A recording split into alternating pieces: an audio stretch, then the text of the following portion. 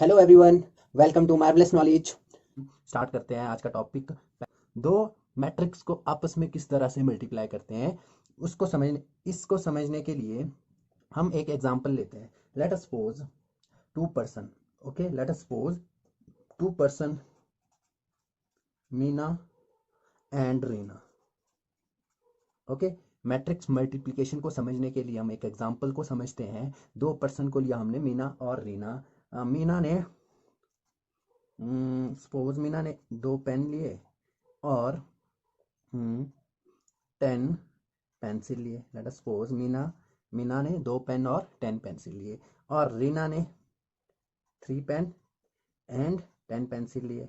Okay okay, Meena and Reena ने इस तरह से पेंसिल और पेन लिए, और एक पेन की जो कॉस्ट है वो थी 10 रुपीज़, एंड 1 पेंसिल की जो कॉस्ट है 5 रुपीज़। ओके, अब मैं अगर इसको, ये जो गिवन इंफॉर्मेशन है, इसको मैं अगर मैट्रिक्स के फॉर्म में लिखूं तो कैसे लिखूंगा, देख लो। पेन और पेंसिल की मीना, पहले मैं मीना से रिलेटेड 2 पेन लिए और 10 पेंसिल लिए, और रीना ने 3 पेन ली और 10 पेंसिल ली। ये क्या बन गई, एक मैट्रिक्स बन गई। यहाँ पे ये क्या बता रहा है, पेन, और ये क्या बता रहा है, पेंसिल। ओके, अगर हमें पूछे इसकी टोटल कॉस्ट कितनी होगी, तो टोटल कॉस्ट हम कैसे निकालेंगे, देख लो। कॉस्ट के लिए मैं अलग से एक मैट्रिक्स बनाऊंगा, 2 मैट्रिक्स बनेगी। 10 रुपीज़ का पेन, है ना, 10 रुपीज़ का पेन एंड 5 रुपीज़ की पेंसिल। इस तरह की मैट्रिक्स बनी, ये कॉस्ट की बनी। और जो पहले थी वो किस चीज़ की बनी थी, पेन और पेंसिल की। अब अगर मैं पूछूं टोटल कॉस्ट क्या होगी, उसका मुझे मैट्रिक्स निकालना है। अगर जो टोटल कॉस्ट होगी उसका मैट्रिक्स निकालूं तो कैसे निकालूंगा, देख लो।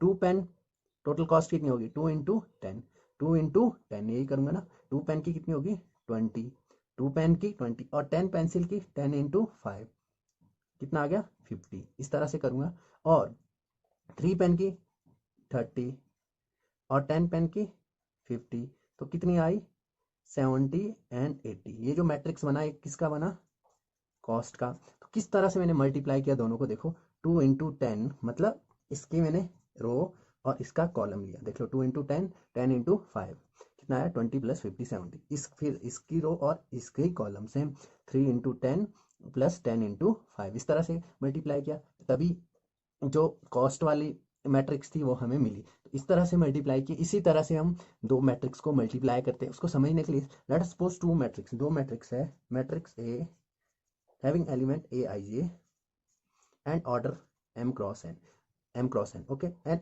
Another matrix B having elements B I J and order is different. Let us suppose it's order is n cross p okay. If I want to multiply these matrix, मतलब if I want value of AB matrix, तो what I have to do, I have to multiply matrix A and matrix B। okay, matrix A और matrix B को multiply करने के लिए, सबसे पहले तो क्या है, ऑर्डर। एक चीज हमेशा याद रखना, ये दोनों मैट्रिक्स मल्टीप्लाई होने के लिए कन्फर्मेबल होने चाहिए। क्या होने चाहिए, कन्फर्मेबल। होने के लिए मतलब दो मैट्रिक्स को मल्टीप्लाई कब कर सकते हैं, उसके लिए कंडीशन है। क्या कंडीशन है, जो let us suppose I have to calculate A into B, तो नंबर ऑफ कॉलम, क्योंकि मैं, ये देख लो, नंबर ऑफ कॉलम इन ए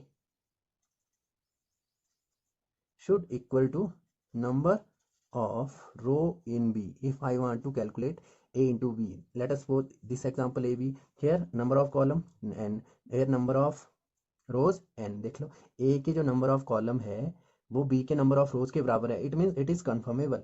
ये क्या होगी, कन्फर्मेबल होगी। और A इंटू बी को मल्टीप्लाई करके late us suppose C matrix बनी, और ये जो सी मैट्रिक्स बनेगी इसका ऑर्डर क्या होगा, m क्रॉस p। हमेशा इसका ऑर्डर हमेशा क्या होगा, m क्रॉस p। तो दो मैट्रिक्स को मल्टीप्लाई होने के लिए कन्फर्मेबल होना पड़ता है। कन्फर्मेबल मतलब number of column in A should equal to number of row in B. Okay, अब मैट्रिक्स मल्टीप्लाई कैसे करते हैं हम देखते हैं। जिस तरह से हमने इसको मल्टीप्लाई किया, क्या किया था हमने, इसकी रो ली थी और इसका कॉलम लिया था। फर्स्ट की रो सेकंड की कॉलम, फर्स्ट की रो को सेकंड के कॉलम से हम मल्टीप्लाई करते हैं। तो इसी तरह से हम मैट्रिक्स को यहाँ पे भी मल्टीप्लाई करेंगे। Late us suppose example A matrix is 1 -1 2 0 3 4, this is matrix A, and another matrix B is 2 7 -1 1 5 and -4. Okay, A and B matrix are given. If I want to calculate A into B, okay, A और B को calculate करना है मुझे, मतलब A multiply B, दोनों matrix को multiply करूंगा। इसका ऑर्डर क्या होगा? 2 × 3, ओके, और इसका ऑर्डर 2 × 3, और इसका ऑर्डर कितना होगा? 3 × 2। देख लो क्या यहाँ से क्या पता चला, number of column in A is equal to number of row in B equal है, मतलब एक कन्फर्मेबल है। तो दो मैट्रिक्स इसको हम मल्टीप्लाई कर सकते हैं। दो मैट्रिक्स कब मल्टीप्लाई होते हैं? जब number of column in A is equal to number of column in B होंगे। और ये जो मैट्रिक्स आएगी सी मैट्रिक्स मल्टीप्लाई करने के बाद, उसका ऑर्डर कितना होगा? 2 × 2। देख लो 2 × 2 जो बचा, इसका ऑर्डर क्या होना चाहिए? 2 × 2। ओके, अब मल्टीप्लाई किस तरह से करेंगे? ए बी कैलकुलेट करना है मुझे, है ना। तो क्या करूंगा, इसकी जैसे हमने पहले किया था एग्जांपल, इसकी रो और इसका कॉलम, ओके, इसकी रो और इसका कॉलम। तो करते हैं स्टार्ट। इसकी रो, उसमें क्या किया था मैंने? 2 को 10 से किया था प्रैक्टिकल एग्जांपल, और फिर प्लस किया था 10 को 5 से, मतलब इस वाले एलिमेंट को इससे किया था, इस वाले एलिमेंट को इससे किया था। तो वैसे ही 1 को देख लो, इसको किससे करूंगा? इससे। 1 को 2 से करूंगा, 1 × 2, फिर प्लस करूंगा, -1 को किससे करूंगा? -1 से, फिर 2 को किससे करूंगा? 5 से, इस तरह से। तो ये क्या आ जाएगा यहाँ पे? फर्स्ट एलिमेंट, इसका जो फर्स्ट एलिमेंट है ये आ जाएगा। अब यहाँ पे सेकंड एलिमेंट लाने के लिए मुझे क्या करना पड़ेगा? सेम रो फर्स्ट रो, क्योंकि यहाँ फर्स्ट रो चली है, फर्स्ट रो के अब सेकंड कॉलम से मल्टीप्लाई करूंगा। तो क्या होगा? 1 × 7 प्लस -1 × 1 प्लस 2 × -4, यही होगा। हाँ, अब सेकंड रो के लिए क्या करूंगा मैं? इसकी सेकंड रो और इसका फर्स्ट कॉलम करूंगा। 0 × 2 प्लस 3 × -1 होगा, प्लस 4 × 5 होगा। अब ये सेकंड के लिए मैं क्या करूंगा? सेकंड कॉलम से करूंगा। 0 × 7 प्लस 3 × 1 प्लस 4 × -4। तो इस तरह से ए बी मैट्रिक्स हम कैलकुलेट करेंगे। अब इसकी वैल्यू हम आसानी से कैलकुलेट कर सकते हैं। क्या होगी? प्लस करो ओनली, 2 + 1 3 + 7, सॉरी 2 + 1 3 + 10 13। ओके, यहाँ पे क्या होगा? 7 - 1 6 6 - 8 -2, जो भी होगा, है ना। फिर यहाँ पे करेंगे -3 + 20 17, और यहाँ पे 0 + 3 3 3 - 16 3 - 16 -13। तो इस तरह से मैट्रिक्स आई। इसका ऑर्डर क्या हो गया? 2 × 2 हुआ ना, देख लो। तो मैट्रिक्स मल्टीप्लाई कब होती है? जब वो कन्फर्मेबल होती है, means number of column in A is equal to number of column in B. अगर मुझे बी इंटू ए निकालना हो तो क्या करूंगा? Number of column in B is equal to number of row in A. तो उल्टा हो जाएगा, है ना। तो इस तरह से हम मैट्रिक्स को मल्टीप्लाई करते हैं। Properties of matrix multiplication. First property is associative. First property is associative. Matrix multiplication is associative. What is associative? Let us suppose three matrices A, B, and C. Okay.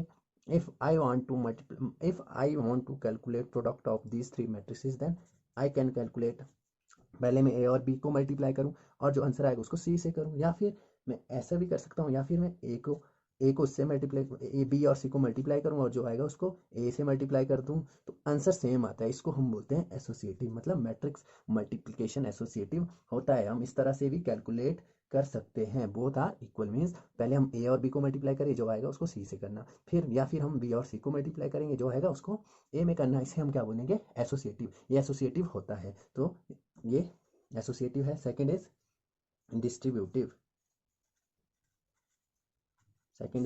Distributive. जो matrix multiplication है वो distributive भी होता है। मान लो ए matrix को मैंने B plus C matrix, B और सी को ऐड किया और उसको ए से मल्टीप्लाई किया, मतलब ये डिस्ट्रीब्यूटिव होती है। तो इस तरह से भी कर सकता हूँ मैं, ए को पहले बी से मल्टीप्लाई करूँ और ए को सी से मल्टीप्लाई करूँ, उसको ऐड कर दूँ, मतलब ये डिस्ट्रीब्यूटिव भी होती है। इस प्रॉपर्टी को हम बोलते हैं डिस्ट्रीब्यूटिव। या फिर अगर मुझे ए प्लस बी इंटू सी निकालना हो तो कैसे निकाल सकता हूँ, सी ए प्लस बी सी। तो इस तरह से मैं मैट्रिक्स, इस तरह से मैं ये वैल्यू निकाल सकता हूँ, मतलब ये डिस्ट्रीब्यूटिव होती है। इस प्रॉपर्टी को हम क्या बोलते हैं, distributive property. And third is existence of multiplicative identity, existence of multiplicative identity। जिस तरह से हमने मैट्रिक्स एडिशन में देखा था, जो वहाँ पे एक एडिटिव आइडेंटिटी होती थी, एग्जिस्ट करती थी, और वो क्या थी, नल मैट्रिक्स थी। होती क्या थी, जब हम किसी चीज़ को, ए को किसी चीज़ से ऐड करते, सेम ए मैट्रिक्स आता, उसे हम क्या बोलते थे, जिसमें हम ऐड किया उसे हम क्या बोलते थे, एडिटिव आइडेंटिटी। यहाँ पे भी यहाँ मल्टीप्लिकेटिव आइडेंटिटी होती है। अगर मैं ए को, मतलब ए मैट्रिक्स है, उसको किसी ए दूसरी मैट्रिक्स से मल्टीप्लाई कर दूँ और सेम ए मैट्रिक्स आनी चाहिए मल्टीप्लाई करने पे, है ना, तो वो क्या होती है, आई। वो क्या होती है, आई मीन्स आइडेंटिटी मैट्रिक्स, जो हमने पढ़ी थी। कौन सी मैट्रिक्स मैट्रिक्स होती है, आइडेंटिटी मैट्रिक्स। आइडेंटिटी मैट्रिक्स मतलब आई को मैं अगर ए से मल्टीप्लाई करूं या फिर ए को आई से करूं, सेम ही आता है, और वो क्या आता है, ए।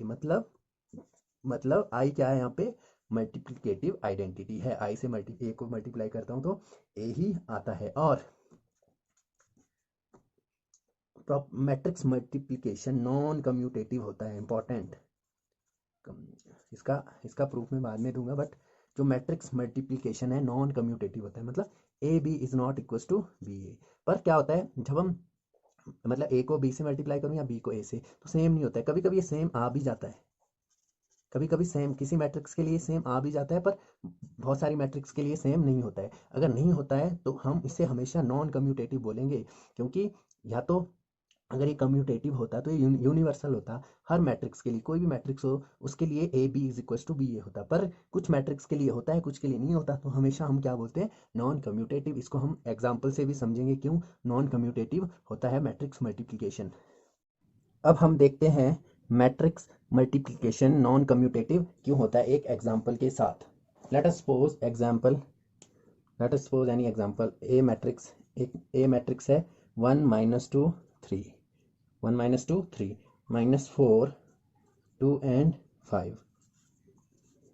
okay, another matrix B is equal to 2 4 2 3 5 1। Okay, अगर मुझे ए और बी कैलकुलेट करना है तो पहले तो मैं इसका ऑर्डर चेक करूंगा, ये क्या ये कन्फर्मेबल है या नहीं है। ओके, तो ए इंटू, देख लो इसका रैंक कितना है, और सॉरी इसका ऑर्डर कितना है, 2 × 3, और इसका 3 × 2, देख लो, सॉरी देख लो 3 3 है ना, तो ये कन्फर्मेबल है। और जो मैट्रिक्स आएगी मल्टीप्लाई करने के बाद वो क्या होगी, 2 × 2 की। तो पहले तो मैं ए बी निकालता हूँ।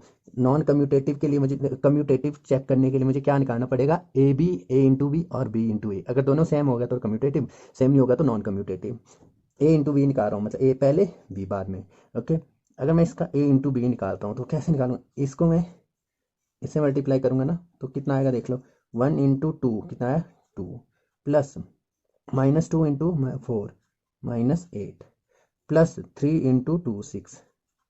ओके, अब मैं इससे करूंगा तो ये सेकंड एलिमेंट आएगा, 1 × 3 3, प्लस -2 × 5 तो -10, प्लस 3 × 1 3। अब मैं इसको करूंगा इससे तो -8, देख लो, -4 × 2 कितना आ गया, -8, 4 2 8 आ गया, 2 5 10 आ गया। अब मैं इसको इस वाले से करूंगा, -12 प्लस 10, -12 प्लस 5 2 10 प्लस 5 1 5। तो कितना आया ये, देख लो यहाँ पे, 6 + 2 8, 8 - 8 0। अब यहाँ पे 3 + 3 6, 6 - 10 -4 आ गया। अब 8 - 8 तो 0, और बचा क्या, 10। अब यहाँ से 15 - 12 कितना आ गया, 3। तो ये आ गया ए इंटू बी, 0 -4 10 एंड 3। अगर मैं बी इंटू ए निकालूँ, तो मैं पहले बी लिखूंगा ना, बी क्या है, 2 4 2 3 5 1।